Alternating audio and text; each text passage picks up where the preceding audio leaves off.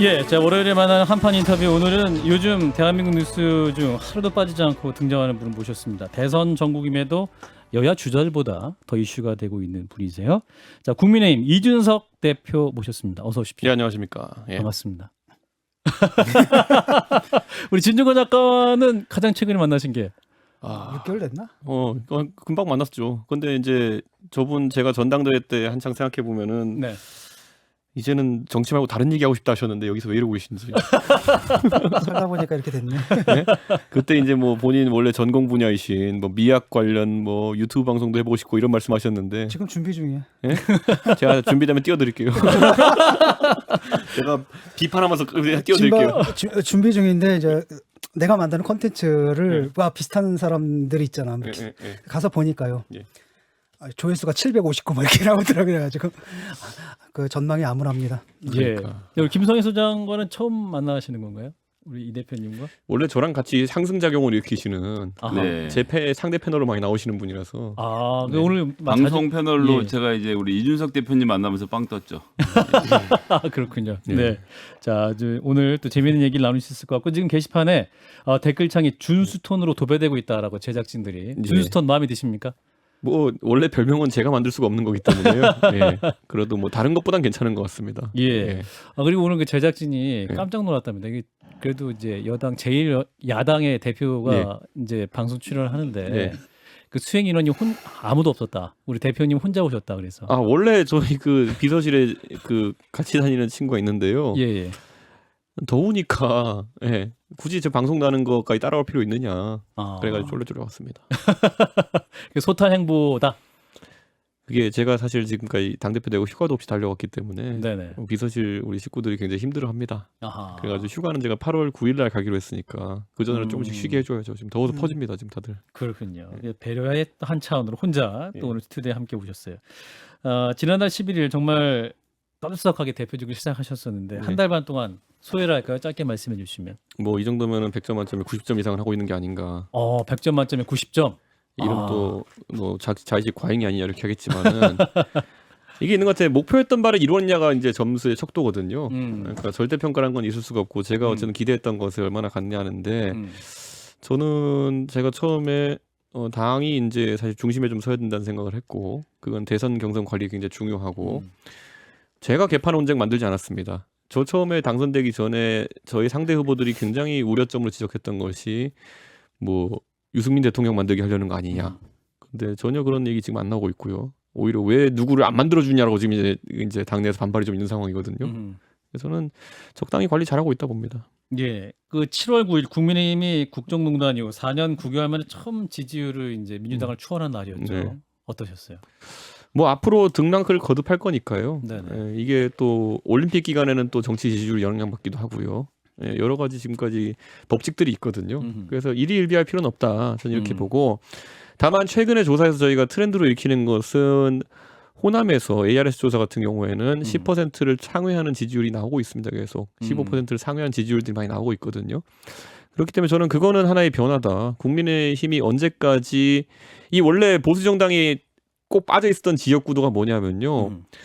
영남 몰표 플러스 충청 강원 반타작 플러스 수도권 선전이 우리가 항상 꿈꿔왔던 대선 승리 공식이었어요. 근데 그거는 안 돼요, 이제. 그렇기 때문에 새로운 활로를 찾아야 되는 것이고 그 과정 속에 제 역할이 있다 봅니다. 지금까지 90점 이렇게 평가하셨는데 예. 나머지 10점은 뭡니까?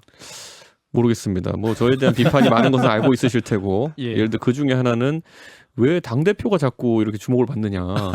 예. 그 대선 주자가 주목받아야 돼 이렇게 하는데 저는 그분들 띄울 수 있다면 뭐라도 하겠습니다. 그런데 좀 지금은 대선 주자들이 오히려 박력 있는 메시지가 부족한 것 같아가지고 네, 그건 좀 제가 그 치어리더로서 당 그 후보군들에게 좀 부탁드리겠습니다. 네. 예. 자, 그래서 이제 어제도 굉장히 화제가 되셨어요. 치맥 회동. 예.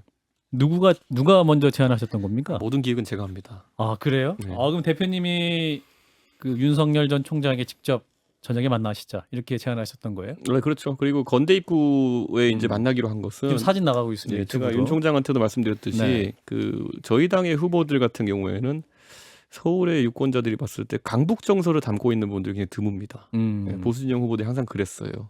뭔가 전문직에 뭐 부자일 것 같고 그리고 강남에서만 밥 먹고 술 마셔봤을 것 같은 이미지의 분들이 있어요. 네네. 그분들이 득표력이 확장성이 떨어지거든요. 그래서는 근데 공교롭게도 오세훈 시장은 그 이미지가 완전히 깨진 분이에요. 그러니까 본인이 강북 생활도 오래 하셨고 그리고 또 어렸을 때 또 강북에서 사셨던 것이 공개되고 이러면서 그게 깨졌거든요. 네네. 그래서 앞으로는 우리 주자들이 행보를 하면서 뭐 강남을 무시하라 이런 것이 아니겠지만은 강북과도 공감할 수 있는 이미지를 만드는 게 중요하고 제가 윤 총장이 말했던 것이 앞으로 건대 입구 살면서 성신여대 입구 같은 데서 식사해 보신 적 있느냐. 예. 근데 거기가 주요 상권이다. 강북 지역에서는. 예. 그런 것들을 좀 알려드리고 그렇게 했습니다. 그런데 제가 하나 일화를 말씀드리면요. 건대 입구에 그 밖에 통유리창이고 그러니까 언론 취재가 좀 용이하고 큰 음식점들이 몇 개가 있더라고요. 근데 건대 입구역에서 걸어서 그 골목 들어오면은 첫 번째 집이 하필이면 닭갈비더라고요. 최근에 게륵과 닭갈비 논란이 있어가지고 제가 골랐다가는 또 무슨 의도가 있다고 소리 들을까봐 들어오면 닭갈비가 될 수 있다 이렇게 말씀하셨잖아요. 그거 건너뛰고 이제 치킨 호프집을 골랐는데 거긴 또 하필이면 바른 치킨 내가 향후를 말해 죄송합니다만 바른 예. 바른 또 어제는 또 누가 해석을 하기로 바른정당과 또 관계 있냐 이래가지고 예. 참 이게 앞으로 조심해야겠다는 생각 들었습니다. 비빔밥집 가서 당근을 골라내는 퍼포먼스 하나 했어야 돼요. 그 퍼포먼스 할 정도 되면은 저희가 이미 선거 이긴 상태에서 세레모니 하는 겁니다. 그거는 한우도 먹으러 가면 안 돼. 속값. 유구 한우 이런 것도 문제될 거고. 참 예, 고민입니다. 비빔밥에 당근과 시금치 음식 얘기를 비유를 우리 하면 앞으로 윤성회 제가 밥 음식 비유 먹어. 많이 했더니만은 예. 요즘 비유를 너무 많이 하셔가지고 예. 다 화제입니다. 그 어제 들은 내용대로라면 입당은 확실하다 이렇게 말씀하셨죠. 예. 근데 그 현장에서 구체적으로 거기에 대한 윤 총장의 언급이 있었습니까? 저는요 이거는 제가 윤 총장을 7월 초에 처음 만났거든요. 네. 그때부터 저는 윤 총장의 의지는 단 한 번도 의심해 본 적이 없어요. 그러나 제가 이제 우리 정치권 용어로 항상 하는 잘못된 보좌를 받고 있다.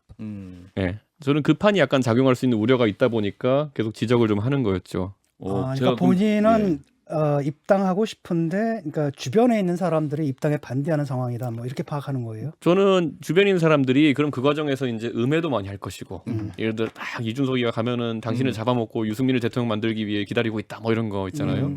의외로 보수 진영이에요. 이제 그 가운데 있는 그 국민들이 보시기엔 말 안 되는 얘기지만은 보수 진영 중 극보수에 계신 분들은 실제로 만물 유승민설을 믿고 계세요. 유승민 의원이 모든 걸 주도하고 있다. 세상의 모든 일은 유승민 의원이 주도하고 있고 이준석을 당대표 만든 것도 유승민이고 뒤에서 김종인과 김무성을 잘 움직여가지고 이렇게 어떻게 윤석열을 잡아먹 이게 있어요.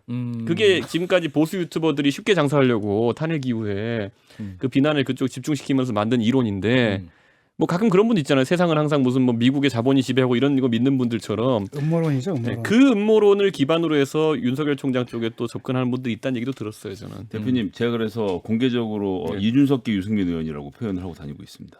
그건 또 한 다른 방향으로 논란이 되는 얘기예요. 저도 관련된 똑같은 질문 좀 하나 좀 드려보고 싶은데 예전에 그러니까 윤석열 후보하고 비공개로 한번 만나셨잖아요. 그리고 그때는 아무 말씀도 안 하셨단 말이에요. 네. 그러니까 며칠 동안 아무 말도 안 했는데 저희가 알고 있기로는 그때도 윤석열 후보께서 이제 입당에 대해서 굉장히 긍정적인 의사를 표명하셔서 그렇게 될 거란 기대를 좀 하고 있었는데 그때는 잘 안 됐고 그리고 이제 나중에 메시지가 좀 달라졌는데 요번에는 여전히 만나셨는데 어쨌건 이번에도 또 이제 입당에 대한 메시지가 좀 긍정적으로 나왔다고 보셨는 건데 지난번과 달리 이걸 공개적으로 언급을 하셨어요. 그런데 이렇게 되면 윤석열 후보 입장에서는 들어가려고 생각을 했는데 막상 상대방이 저 사람 들어올 거라고 말하면 지금 나를 좀 밑으로 보는 건가 이렇게 오해를 하지 않을까 이런 걱정이 좀 되는데 이번에 구태여 입당 사실 공개하신 이유가 좀 궁금합니다. 저는 이런 거죠. 그러니까 윤 총장의 의지는 확고하고 그러면은 이제 외부 변수이긴 하지만은 그래도 캠프 밖에 있는 사람들도 그걸 좀 알아야 된다.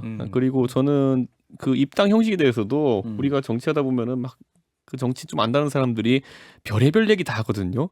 뭐 꽃가마를 타고 가는 것이 좋다, 아니면 혼자 걸어 들어가는 게 좋다, 평당원을 가는 게 좋다, 무슨 뭐 직책을 주면 가자, 별 얘기 다 하거든요. 국민들은 안중에도 없어요. 네.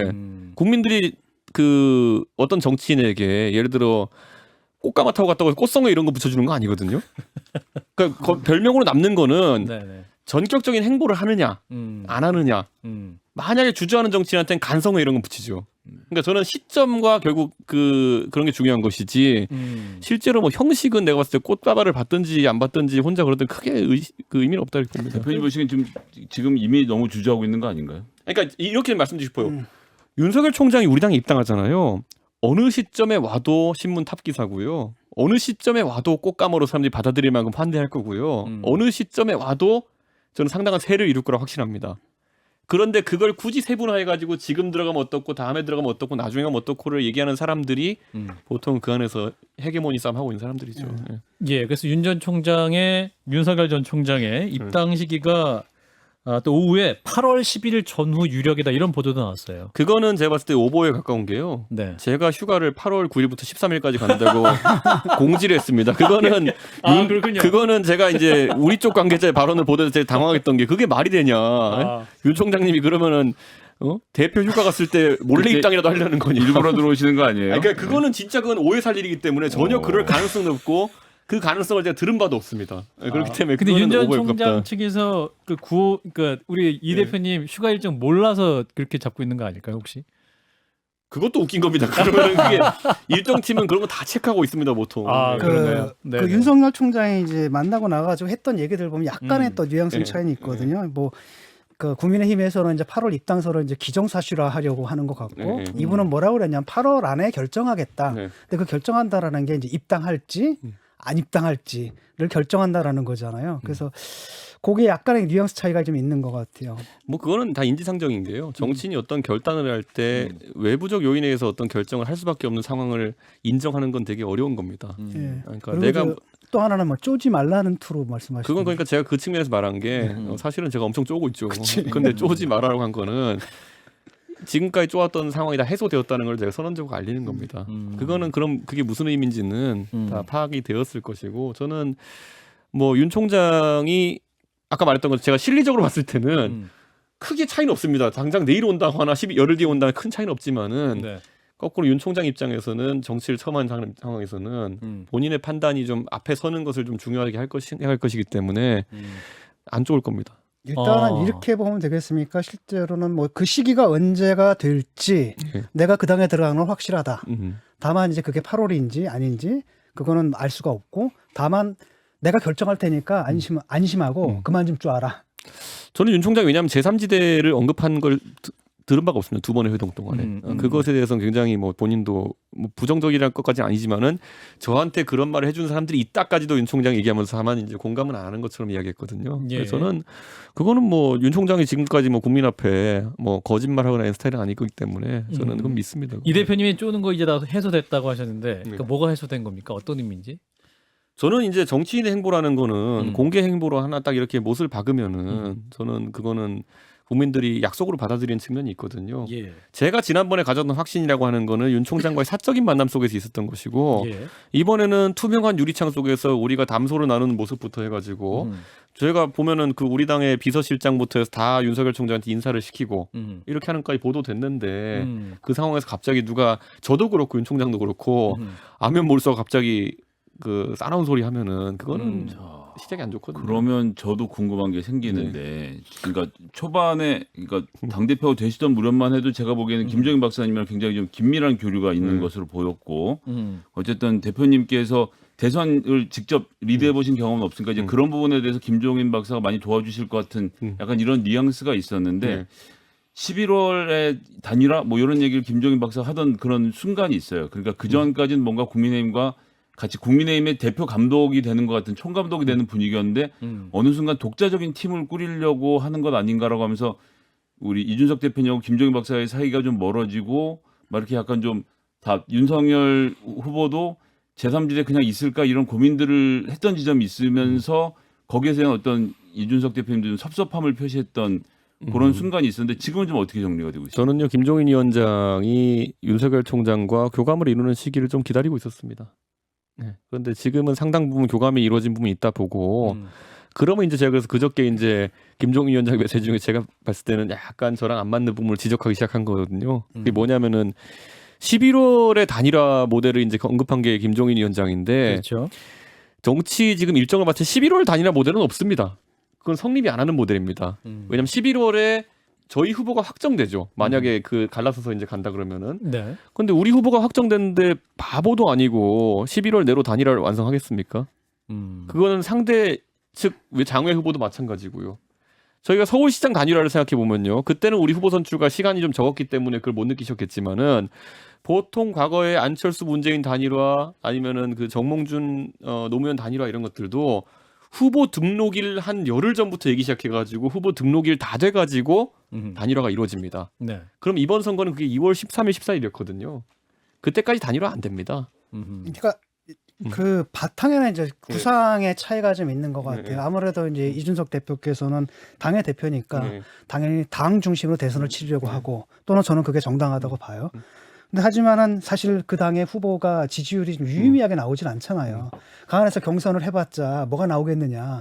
그래서 객관적 현실은 사실은 유력한 그 야권의 주자는 당의 바깥에 존재하는 현실이고 이렇다고 한다면은 중도층들이 아직까지 그 당에 붙기를 좀 꺼려하는 부분들이 있기 때문에 이게 김종인 위원장 같은 경우에는 투 트랙으로 가는 거죠. 하나는 국민의힘에서 하고 그 다음에 이쪽에서 해서 누가 이기든 간에 전체판 키워서 중도층과 보수층의 연합으로 정권을 교체하겠다 이런 플랜을 갖고 있는 것 같고 거기서 조금 뭐 일정을 두고 약간 충돌하는 것 같아요. 그래서 지금 제가 이제 걱정하는 건 뭐냐면 윤 전 총장의 메시지 같은 것들이 중도를 좀 포기한 듯한 느낌이 들거든요. 오히려 이준석 대표보다 훨씬 더 보수적인 언급들을 마구 하고 있다라는 거죠.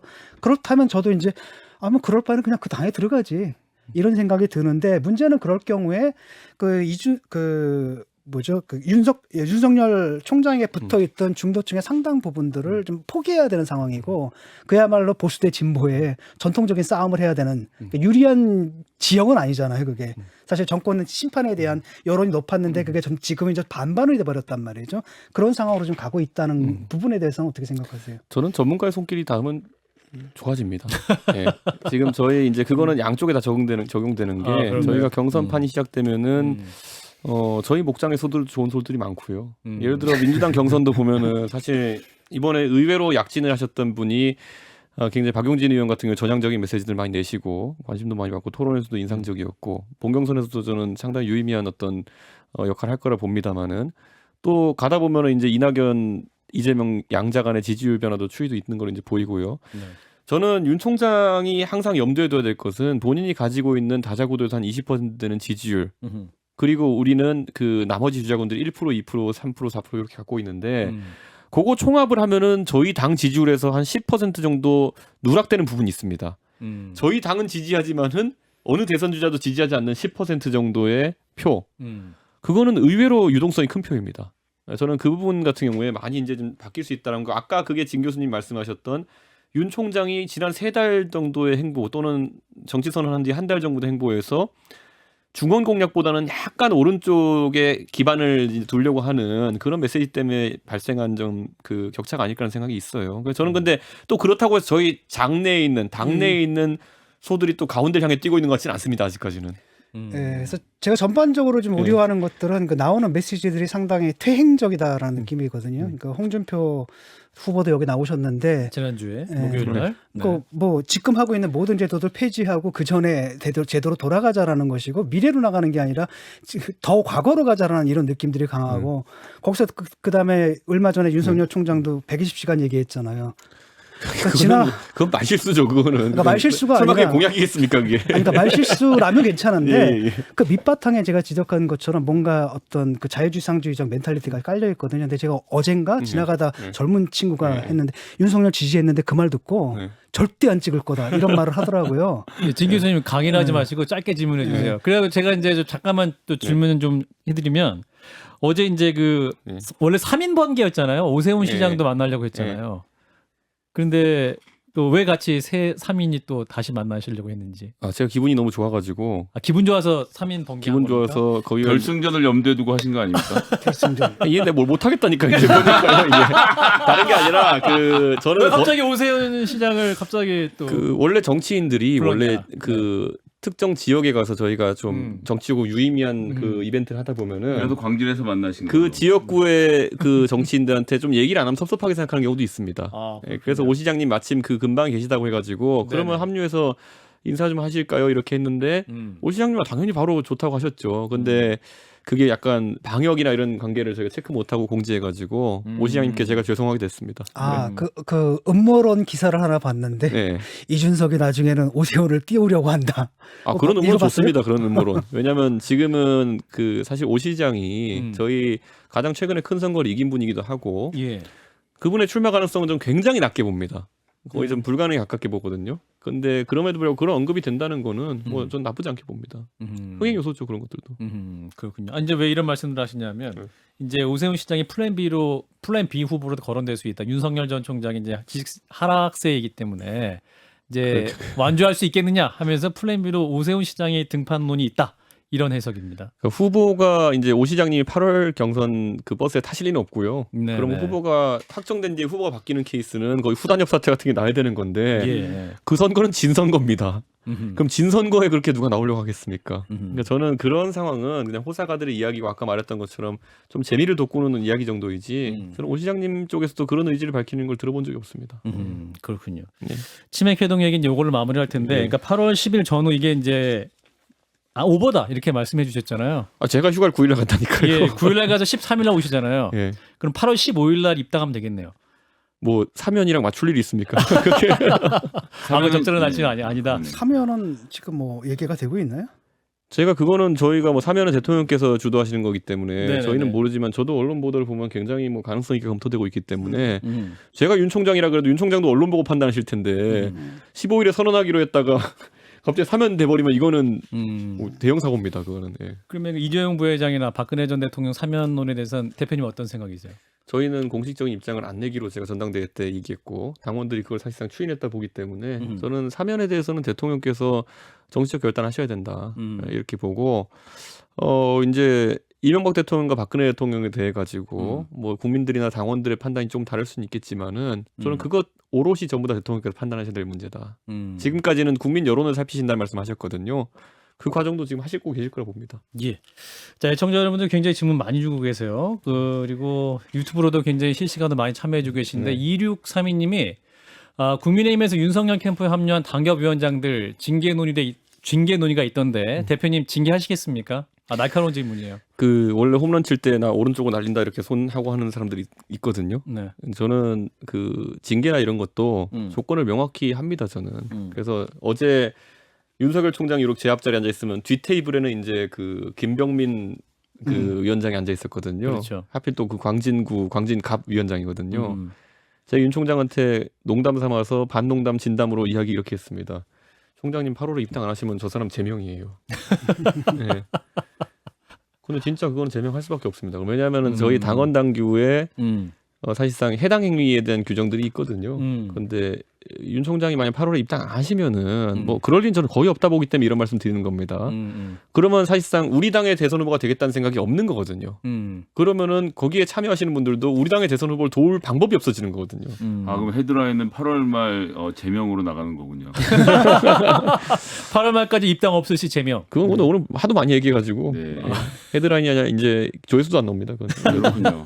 여기서 헤드라인으로 쓸만한 걸 하나를 좀 해두고 가셔야 되는데 기대해 보겠습니다. 진중권 영입설 뭐 이런 거. 꿈도 꾸지 마. 네. 지금 선택해 주세요. 진중권 영입설, 이준석 페미니스트 선언 뭐 이런 거 해야지. 그런 생각해 볼 수 있지. 여가부 폐지 안 할 수도. 예. 여가부 그건 못 여성부. 내줍니다 지금. 자, 국민의힘 자, 이준석 대표 만나고 있습니다. 네. 우리 청취자 여러분도 네. 궁금하신 점 샵 하나둘 단문 오시면 장문병원의 유료 문자 메시지 유튜브 레인보 게시판에 올려주시기 바랍니다.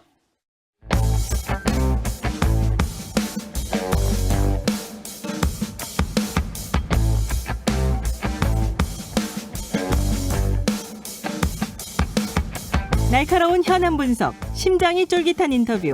여러분께서는 지금 시사 프로그램의 새로운 모델 CBS 한판 승부를 듣고 계십니다.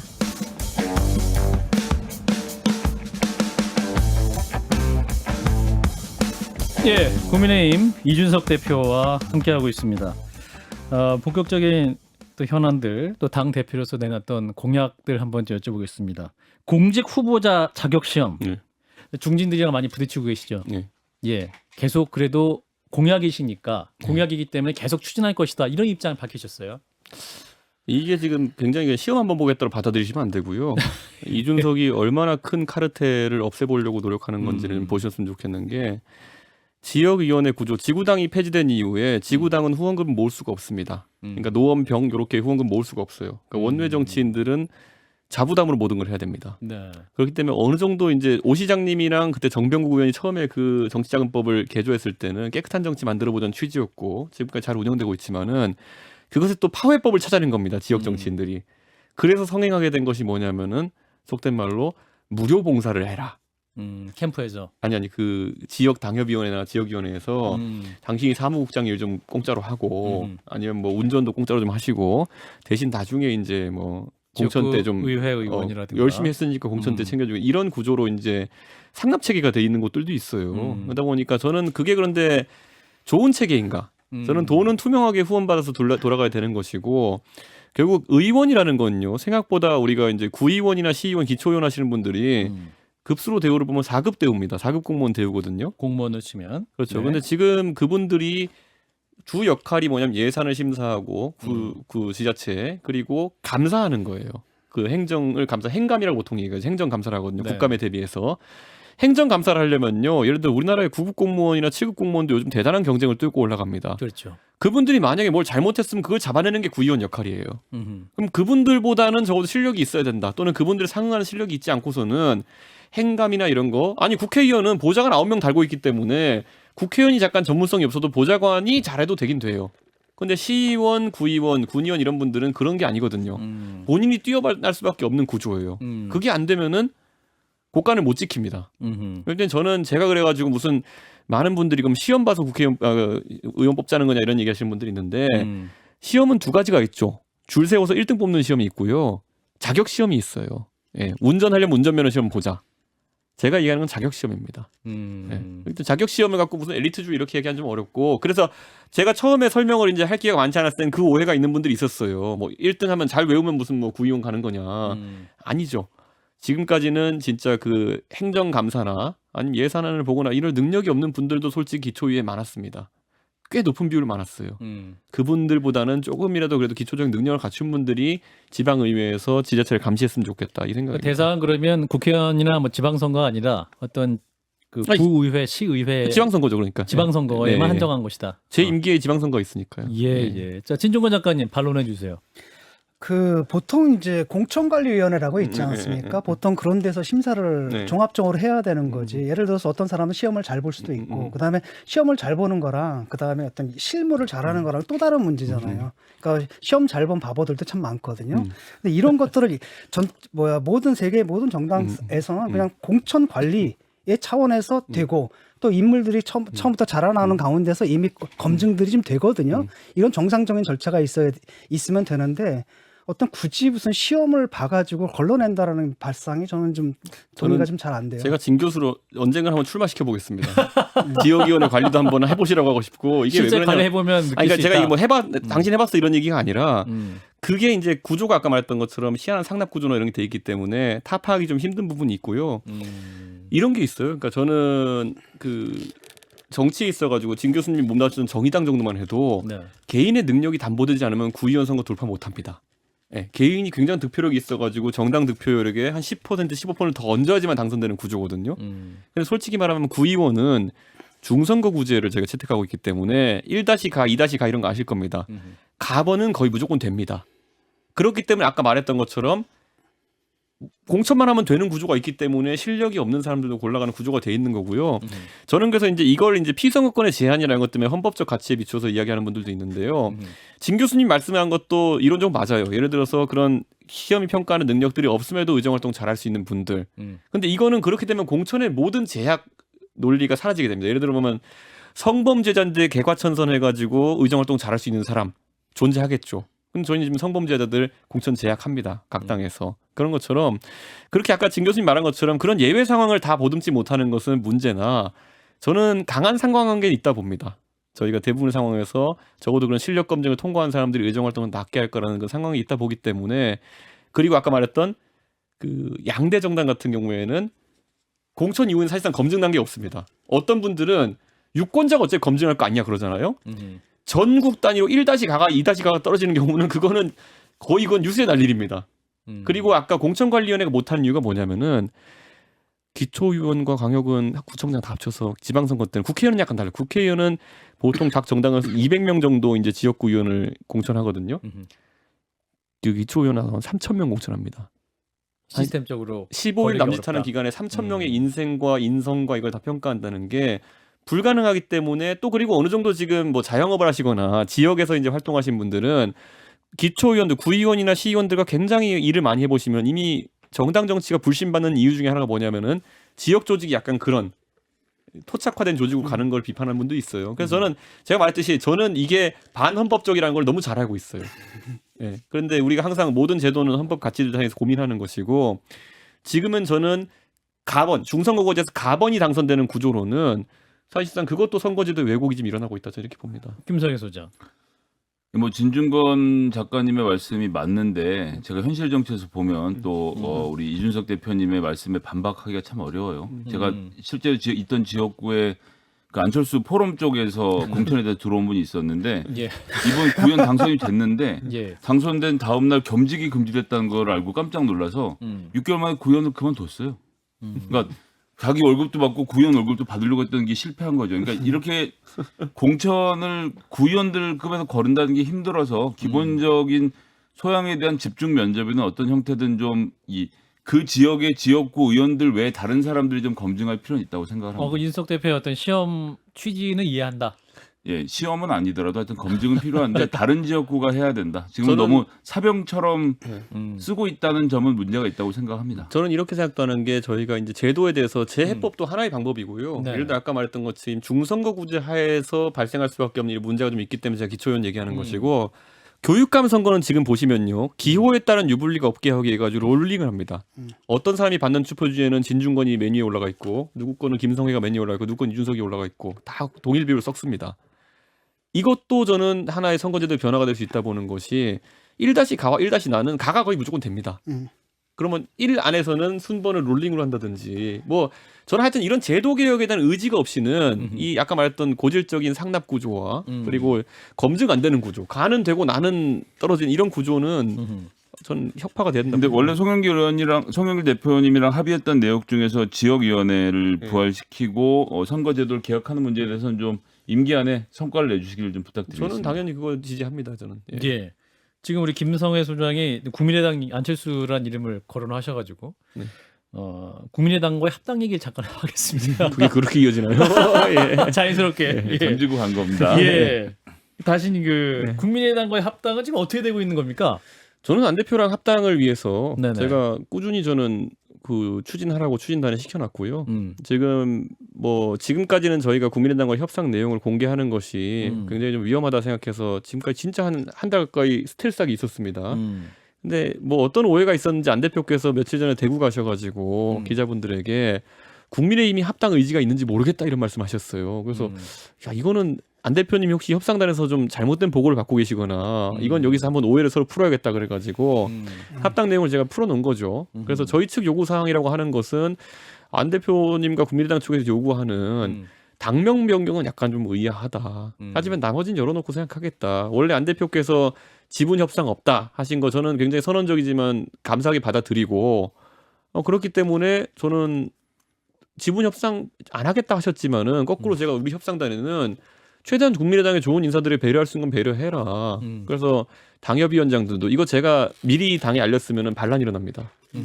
예, 당협위원장들도 훌륭한 인재가 있으면 공동으로 할 수 있게 한다든지 예. 국민의당 측은 시도당 위원장도 약간 얘기를 하셨어요. 시도당 위원장 당연히 저쪽에 인재가 좋은 분이 있으면은 같이 할 수 있게 한다든지 그런데 갑자기 이제 그런 게 공개되면서 국민의당이 그러면 지금까지 본인들 했던 말과 좀 다른 지점이 생기니까 좀 감정이 격해진 것 같은데 제가 안 대표께 그래서 지난주 때 이거는 이제 협상단에서는 서로 이견이 이제 다 나온 것 같으니까 지도자 간에 이제 말씀을 나누자. 대표끼리 제안한 상대고 안 대표께서도 이번 주 정도만 추이를 좀 지켜보고 한 다음 주 정도에 보는 게 어떻겠냐는 취지로 답을 하셨어요. 그래서 저는 잘 될 거라 봅니다. 예, 그럼 당명 바꾸는 거 빼고 이를테면 국민의당 요구하고 있는 대선 주자 관련해서 당원과 일반 국민 여론 5대5로 반영하는 그거 당원 당규가 있잖아요. 그 부분도 다시 재고할 수 있는. 그러니까 저희가 계속 설명드렸던 게 국민의당에 아니 그게 변경을 하자는 얘기가 많이 나오면 저희도 검토할 수는 있겠지만은. 네네.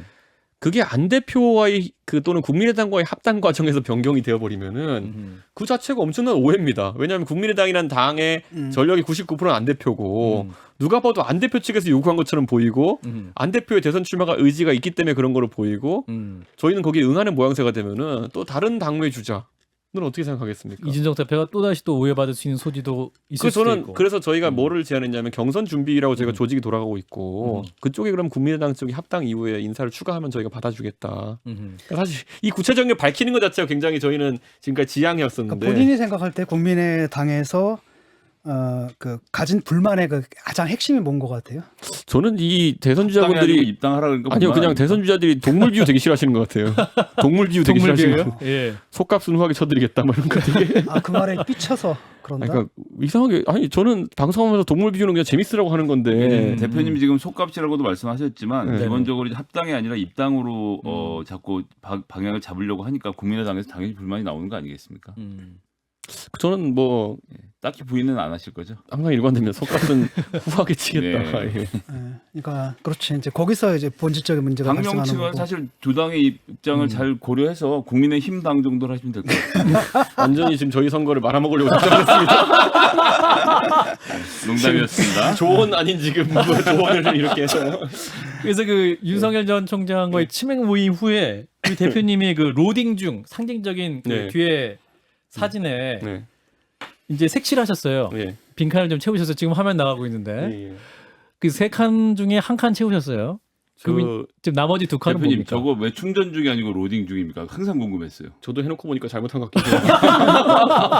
아 그렇군요. 네. 그러니까 예. 처음에 그 로딩 중 한 다음에 그 뱅글뱅글 돌아가는 걸 할까요? 아니면은 배터리 충전되는 걸 할까요? 했는데 충전되는 걸 하자고 했는데 생각해보니까 저렇게 가면 충전 중이었어야 되는데 그래야 나중에 저희가 완충이라고 또 광고할 수 있는 건데 대표님 저거를 네. 저 배터리를 지우고 네. 버스를 그린 다음에 사람을 몇 명 채워놓고 로딩 중 이렇게 쓰시면 사람을 태우는 중이니까. 뭔가 저희한테는 조언이 다 맞는 조언이까지 자꾸 의심가가지고 제가 아까 그것도 아까 국민의힘당 때문에 제가 김성회 대변인 원래 저희가 솔직히 허심탄회하게 얘기 많이 하거든요. 네. 예. 그 사이에 사람이 좀 변하셨나 이런 생각을 웃으면서 칼을 찌르고 개그 있는데 욕심 때문에 그랬습니다. 죄송합니다. 나머지 두 칸은 언제 채워집니까? 국민의당과 합당이 되면 좀 로딩 중에 저는 안 대표님은 지금 국민의당의 당원 당규를 보면은 당 대표 하시는 분 1년 전에 사퇴해야지만 대선을 나갈 수 있거든요. 근데 저는 그거는 국민의당 사정이고 합당하게 되면 당연히 저희 대선 주자군에 포함되셔야 되고 네. 대선에 나가셔야죠. 그거는 저는 그게 안 대표님이 지금 가진 고민이라면 저희는 적극적으로 그걸 풀겠습니다. 그래요. 자, 청취자 소소님이 또 질문을 해주셨어요. 네. 일본 아사히 신문과 인터뷰에서 박정희 전 대통령을 가장 존경한다라는 말씀을 했습니다. 의외였다라는 반응과 함께 김대중, 김영삼 전 대통령이 아닌 왜 박정희 전 대통령을 고르셨는지. 예를 들어 그럼 저 말이 제가 김영삼 대통령을 안 좋아하냐는 건 그런 건 아니고요.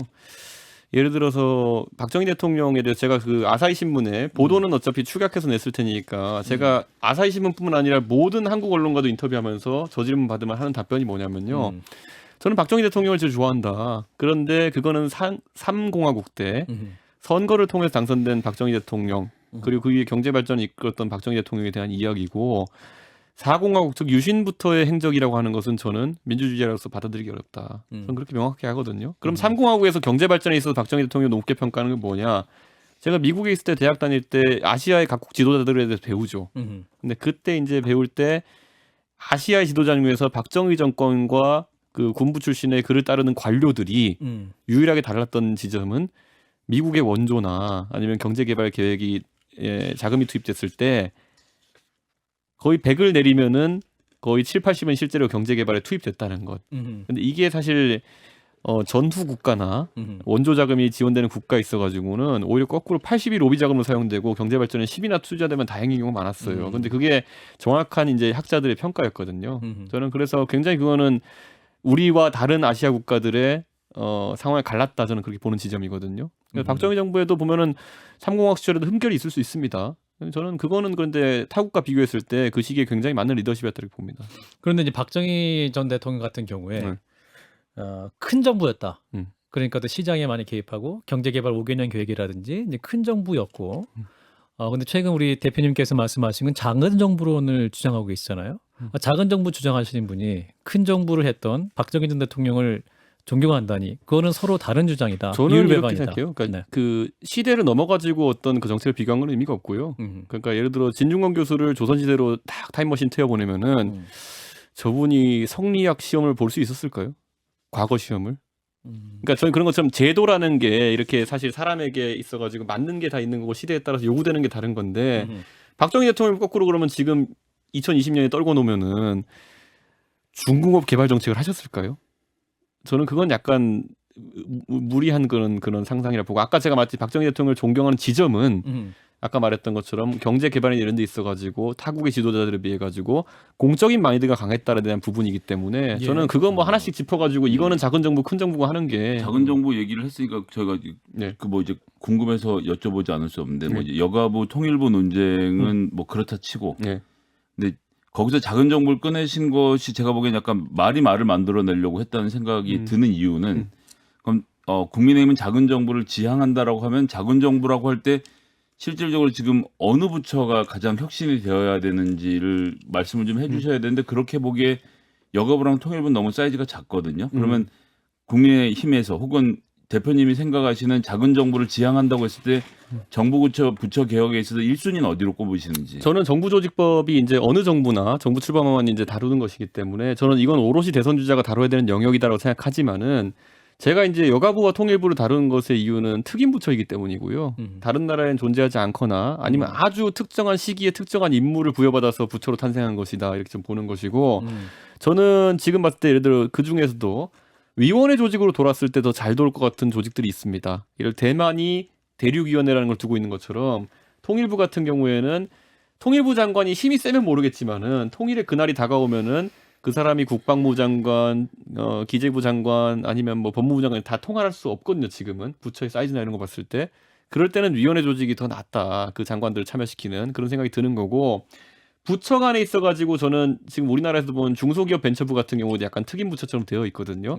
그런 것도 재조정할 필요가 있다 보는 거고 시대에 맞게 변화된 부분도 있습니다. 예를 들어 보건복지부라는 부처가 지금 있잖아요. 보건은 의료 정책에 대한 것이고 복지라는 거는 사실 경제 정책입니다. 근데 과거에 우리 사회가 복지에 대한 사회의 영역이 작았을 때 보건에 복지를 붙여가지고 돌리고 있었는데 저는 복지부가 지금 우리나라의 국가 역할 중에 가장 큰 역할이 돼버리는 순간부터 보건과 복지가 같이 있으면서 매번 나오는 얘기 이번에 팬데믹도 보면서 느끼는 거지만은 보건이 복지에 그냥 달라붙어 있는 형태로는 어렵다. 실제로 보건복지부 장관을 박능우 장관 임명하신 것도 그분이 의료 전문가라기보다는 정부나 경제 전문가시기 때문에 임명되신 거 아니겠습니까? 그렇기 때문에 이거는 분리시키는 게 좋다. 그리고 다만 복지부에서 재정에 해당하는 기능은 오히려 기재부랑 역할을 뭐 좀 조정한다든지 이런 게 필요할 수 있다.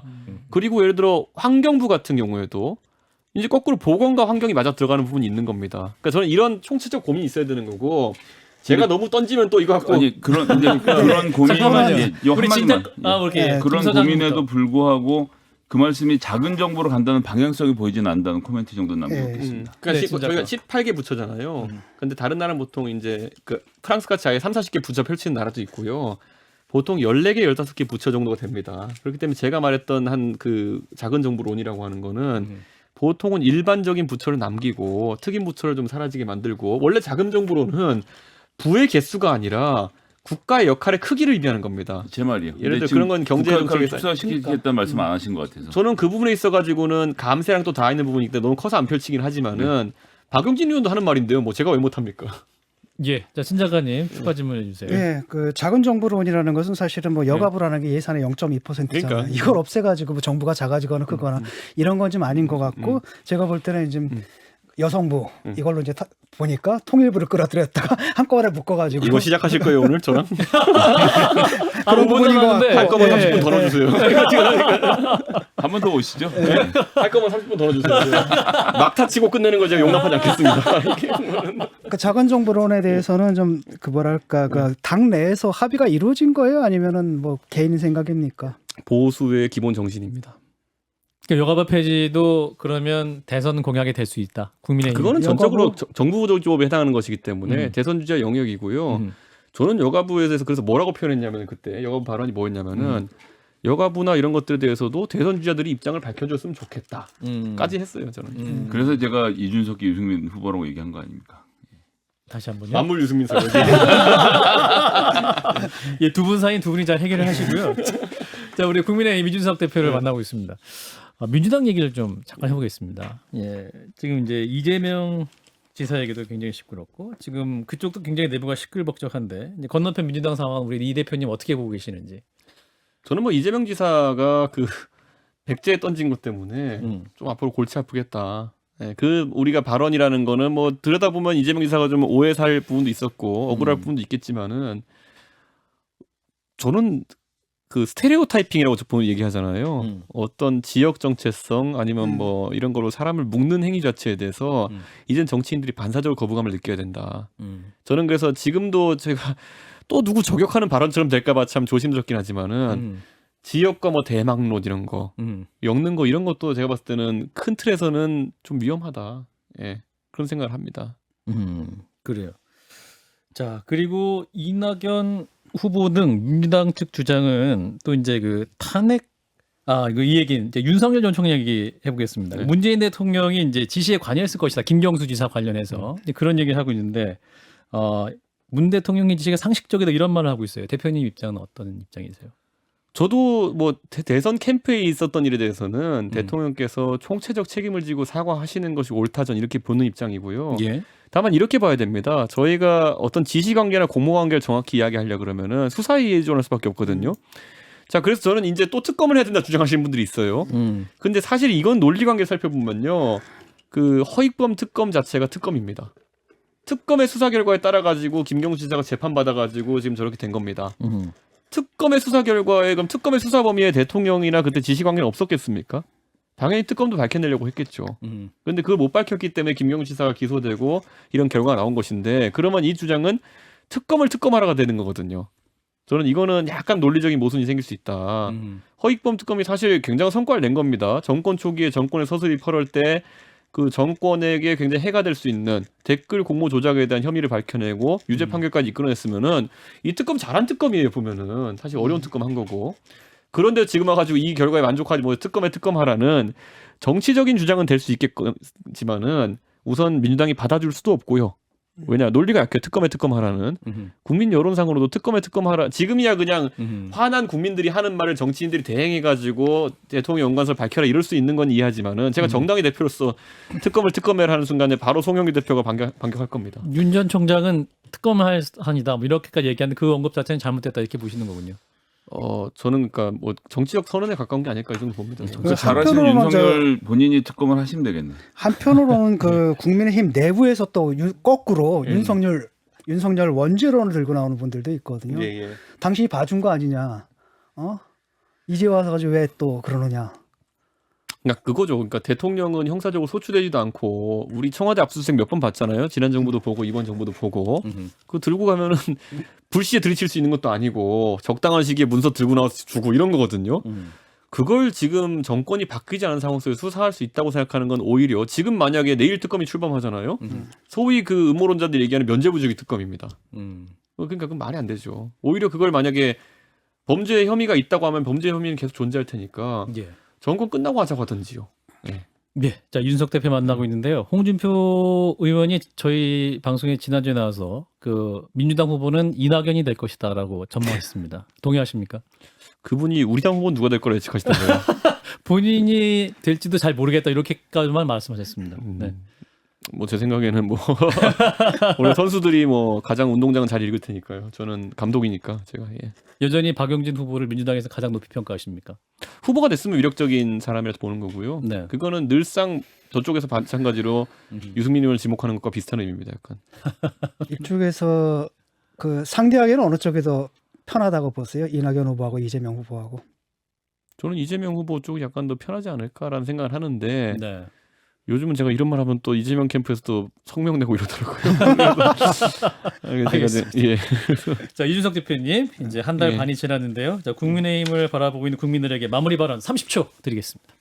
네, 저희 국민의힘 사실 이제는 아까 말했던 지역 구도나 이런 게 아니라 저희가 새로운 구도로 이겨보려고 합니다. 그리고 혁신 경쟁으로 이겨보려고 하는데요. 최근에 혁신 경쟁이 있어가지고 이전 투구 양상도 좀 벌어지는 것 같아서 죄송하고요. 다만 명분은 저희가 확고하다 보기 때문에 이 길로 가서 승리하겠습니다. 지켜봐 주십시오. 네, 국민의힘 이준석 대표였습니다. 고맙습니다. 네, 감사합니다.